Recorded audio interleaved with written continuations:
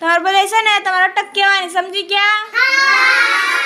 સરસ. કીર્તન તારે અટક કેવી? વખાસિયા. તારી અટક કેવી અટક છે તમારી? મોગલ. તમારો અટક?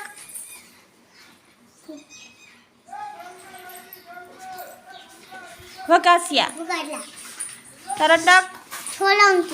સરસ સરસ. અટક કેવી છે તમારી? ડોબરિયા. સરસ સરસ. અટક કેવી છે તારી? પરમાર. સરસ સરસ સરસ સરસ.